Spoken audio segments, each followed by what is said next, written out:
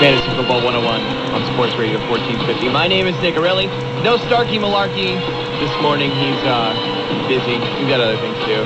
Oh, come on. I think it's something. He's got nothing to do. It's Saturday morning. He ought to be here. There you go. There you go. When he shows up, he has to assume the position.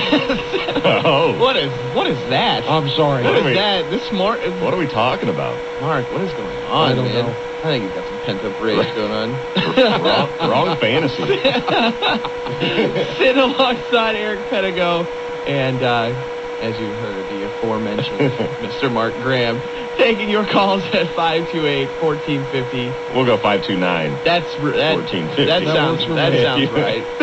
529-1450. All your fantasy football questions this morning. I have one right now. Okay. Can I please ask both of you and all callers, please do not mention that travesty that was on Thursday night. Yeah, kind of makes me want to vomit. I'll tell you what, that set the NFL back probably 20 years. What a horrible game. Oh, it's brutal. Yeah, I don't, and that's, the thing is, with me, it's like, well, why throw the ball so much if you're Chicago? I mean, honestly, you don't have the receivers to do that to begin with. And then when Jay Cutler throws, okay, I can understand after the first interception, after the second, but after the third, it's like you're still going to air it out in a 10-6 ball game. You know, the bad thing is, I mean, the Bears haven't been a team known for passing, but Lord, they can't run this No, year. they can't run the ball this year. That's the problem. Forte's running behind a geriatric line that, they can't open any holes. So, I mean, Cutler has to throw, and then like Nick Relly said, the receivers are all number 2 or 3 guys. Oh, yeah. At best. It's rough, yeah. How dare you talk about Orlando Pace that way? Oh, geez. We've got your studs, duds, and sleepers. Are you good? Studs, duds, and sleepers coming up. And, of course, we'll run down all the injuries and bye-week stuff so that you don't play somebody who's, either now already played or is not playing this week at all. Start off your morning right with some calls. I don't know if it's going to be right or not. Fantasy Football 101, what can we do for you? A quick question. You guys have been in a lot of leagues. We've had this league for 10 years, and now we're talking about, like, this year trading for next year's draft picks. Have you guys ever been involved in that? We are actually, in my league, just starting that because we went to an unlimited keeper setup, and going in, it doesn't matter how many guys you keep. Everyone drafts in the first round, and you just draft until you fill out your roster. And we did that essentially so we could start trading draft picks and keep it fair. And anyhow, I think it sounds really interesting. It's more realistic. So, yeah, we're trying to work out a system, and next year I'll be able to talk about how that works out. But I'm pretty excited. Right. I was just trying to figure out because the league's getting stagnant. We keep 13, and the league's just stagnant. Not too many trades, just for that now. To make things get going second half of the season. Well, I can understand your point because I'm going through that in some of my leagues. The art of trading is done. Yep. You can't make deals anymore because in order to make a deal, you have to make it one-sided. People won't do deals that benefit both sides, and I hate it because I always used to like trading, but you can't do it anymore. You just can't. Well, there used to be a lot more simple-minded people who played fantasy football that didn't pay much attention, and you could kind of finagle some deals with those guys and end up with a stellar player. But nowadays, everybody kind of pays attention, so you can't really work anybody over on a trade. And a fair trade, Everybody's carrying crowds. Yeah, their player's better than the value of their player compared to what you're offering is ridiculous on a lot of times. Yeah, and a fair trade, in the most part, is just a lateral move, and most people are just saying, well, why even do that? Well, if I'm not getting better, there's no point in making a trade. So, yeah, trading in every league I'm in has just really died this year. Incredible. Biggest flop of the year, I'll take Tio. Okay, I'm not going to argue that. I can second that. Yeah, I don't have a problem with that at all. LT, maybe. I own him. I can't get rid of him, though, because you just never know if he might have that 20-point day. Yeah, well, I tell you what, T.O. may not play because he is suffering a hip injury that he got while taking a nap. He's pushing 40, and he hurt his hip taking a nap. I think that about says it all. Yeah, it's time to close the door. I wonder if that's going to be his TV show. Thanks a lot. Take it easy, man. Oh, I think there's a lot of guys this year that people were really, really laying all their money on. Oh, yeah. And this hasn't panned out. At least it seems like more this year than it has in previous years. Fantasy Football 101, hello.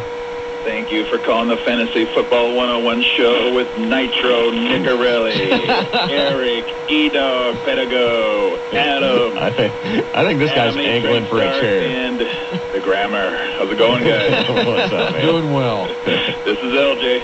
We're missing A-Train, huh? Yeah, A-Train's out. A-Train rolled out of the station.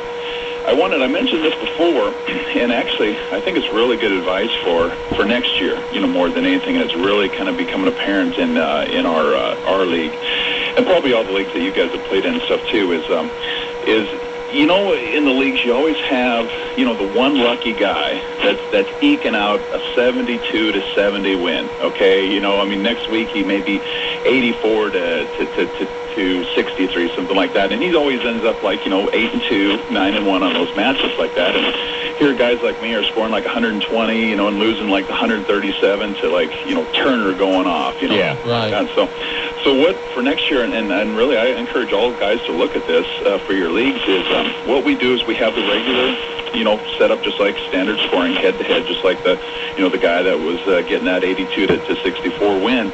But then we also give an additional win, and the top 6 teams get a 1-0. Did you win. Did you tell us about this earlier in the season? Did you call in and tell us about this system earlier?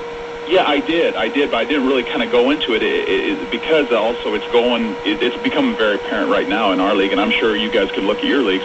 You can probably pick 1 or 2 guys at the top that you could see right now that are like I said, they're 0 and they're probably 8-2 right now, and they generally should be about 5-5. Well, that's the same way in our league, but now with that new extra bonus scoring system, those guys that are in first place right now are around 4th place, and the true teams are up around the first place. I just want to know what you guys kind of thought of that. You know what? I'm glad you called back and brought that back up, because after you called in and told us about that, we all kind of, I don't know, it sounds kind of weird, but the more I thought about it, the more I liked it. And then when I went back and I talked to some of the guys in my league about it, I think that we might change our system in at least one of our leagues next season to that. So I'm really, really glad that you called in with that, because I had never thought of that. And we have a lot of guys that are scoring a lot of points, but just having some bad luck. And people really like that idea, so that's a good idea. And that's.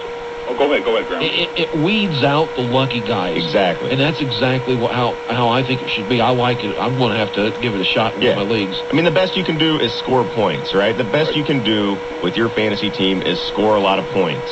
And the rest of it is just kind of luck. So if you're scoring a ton of points every week, but you're running into high-scoring opponents, then you deserve something for that, because you're doing what you're supposed to do. Exactly, and here's the thing, though. See, because you never ever want to eliminate the head-to-head, purpose. Because then, if it's just about scoring points, you'd throw all 12 teams in the tank, and then whatever the highest one scores. That's not fun. See, where it becomes is those lucky teams. Now they won't slip out of the playoffs, but they won't get the league divisional title either. It'll be the best team, the highest scoring team, and who ones that has the most wins that'll get that regular season title. And in our league, we pay $500 out for the regular season title, or 500 beans, I guess. And then we go into the playoffs. But like I said, it's never ever going to knock out those guys. But it really it really says a true champion as opposed to a paper champion. And those guys that get lucky, they're going to have enough of their regular wins that they got off of matchups to do it. So yeah, I encourage all guys to do that. And like I said, it's not even my idea. I actually read it in a magazine. I wish I could take read that it was my idea. But anyways, we did it this year, and for the last 3 or 4 years in our league, it was just one of those deals where, gosh, this guy, had he not, wound up with the guy's worst weeks, he never would have won. And now it's really kind of separating the men from the boys. But guys, I'll be real quick here. I want to know what you think about this trade, if I should do it or not. My running backs are I have Steven Jackson, and I have Brandon Jacobs, and then my third back is just Jamal Charles, who's just going to be used this week as Jacobs gone by. My receivers are really good. They're Vincent Jackson, Randy Moss, Braylon Edwards, and T.O. I was kind of looking to improve my back, but I don't know if I want to give up Vincent Jackson on this. So would you guys do this, knowing my roster that you know right now? Would you trade Brandon Jacobs and Vincent Jackson for Maurice Jones-Drew, and Sidney Rice.